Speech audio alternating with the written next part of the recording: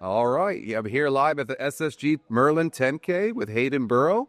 Congratulations on your event today. You came in here with Red Purple, which is a deck that a lot of people have been wanting to come back into the rise. You know, it was a lot of times it was the enemy. When back in the day, people didn't like Red Purple. They didn't want to see mirror matches with Red Purple. But I feel like now it's kind of switched over. You know, people are rooting for Red Purple. People want to see Red Purple do well. And you did an amazing job today. Cashed out some money. And that took you all the way to a top 8 finish. So first of all, congratulations. Thank you. And second of all, tell me a little bit about your decision to play this deck today.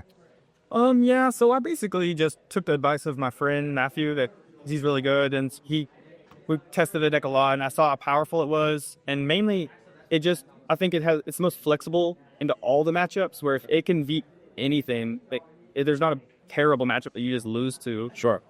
And I wanted to play something like this where it gives me opportunities to use my skill expression, Right. cut my opponent, make them make bad decisions, and then punish them with cards they don't expect. Sure. And that's why I try to take a different take of the red purple deck that I haven't really seen before. Kind of. I mean, it's the same bones. It's got different pieces of different stuff, but the way you've mixed it together is pretty different than most. I would definitely agree with that. Talk to me about some of the interesting choices. I mean, Cogsworth. Yeah. Number one. Let's talk about Cogsworth. Let's start with the one drops. The one drop Cogsworth. Cogsworth is a card that people don't see much of, and that's a card that I did see on stream come in, gave rush to a shark, and that changed the whole game. You know, it's just kind of unexpectedly. And I know you were talking a little bit before we started recording, and you said that it was a MVP throughout the day. So talk to me about Cogsworth and that inclusion. So I just felt like this game, you're trying to get to the late game, but you just don't want to let their game plan work. You want to throw them off their game plan. So you're really just trying to minimize their board the whole game, and then you just get to this points where you get to play Maui Shark and Ursula and Pirate's Life, and you can't ever keep up. You have too many evasives. The Cogsworth was really for the combination with the Moana. Okay, I noticed you were playing that as well, which is a great core card in my opinion as well. Yeah, because you have really good curves. Like when you play the Peter Pan on 3, and then they exert something, then you get to play your Moana, kill whatever you want, basically. And then get Challenger or something else. And then next turn, you get to play Elsa. Yeah. Elsa something down, take it away, and then their whole board's gone, and they're way behind, and then they're trying to catch up. And then... For sure. And a war full of genies and things like that. I mean, having answers for evasives is very important, and it looks like you came ready prepared for that. Yeah, the evasives were really important because a lot of the decks don't have enough, so you just get to quest with them for free most of the time until they eventually turn their card sideways, and then you blow up their boys. For sure. A couple of card inclusions that I was surprised to see, besides the obvious tech choices that you made. No goats. No goats, no genie. No genie. Only 3 rabbit. Interesting. To me. Okay, so I think I played 10 on Inkle. It could have been, that's pretty low. Yeah, I just felt like you get in these situations where if you play 4 rabbits with the genies, you're forced into playing them on turn 4. Right, you're priced in on it. Yeah, you have to. And then you fall behind in tempo. You let your opponent do what they want to do, and then they just get too far ahead and then they're playing from behind. And I was trying to just never let them get anything for free. Every single turn, trying to attack their board, so they're scared to quest the whole time. And then...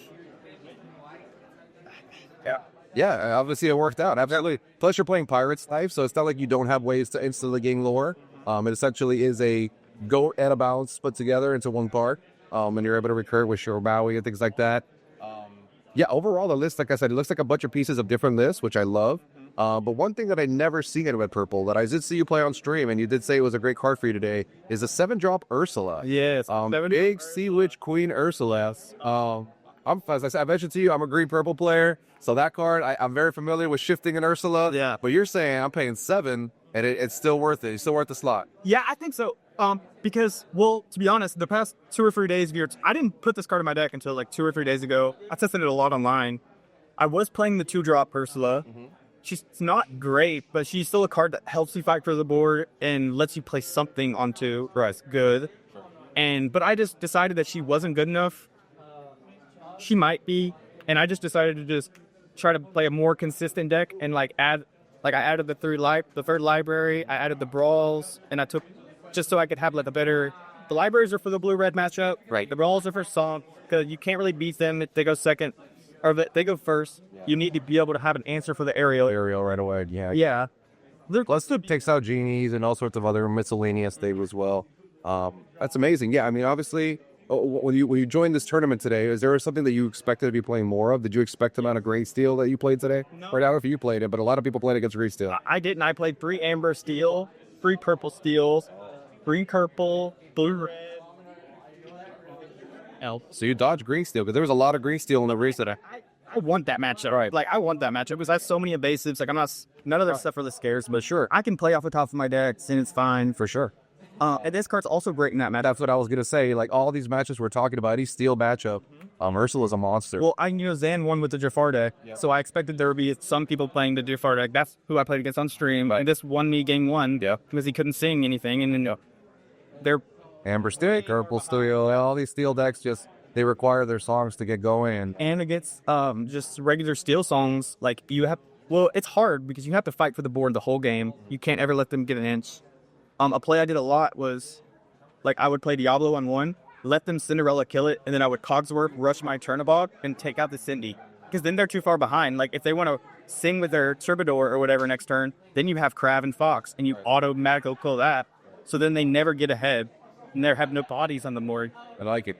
And then so you just try to get to a point where they wholly wedge you into this, and then you slam it down, and then they're way too far behind. They broke. That's amazing, man. I mean, did that give you a lot of success today? So, I know you said you came all the way from Arkansas. Is that correct? So, first time in Miami, first time in SEC. Tell me a little bit about your experience in general today. Did you have a good time here today? How do you feel? Obviously, you did well, so that always helps. Yes. It was great. I love the store. The store's beautiful. Everyone here was really, like, welcoming, and they helped us with everything. Everyone's been, like, going out of their way to see it. So I love this place. I heard there's maybe going to be a invitations. So you're not going to come back. I'm going to come back. For sure. Yeah.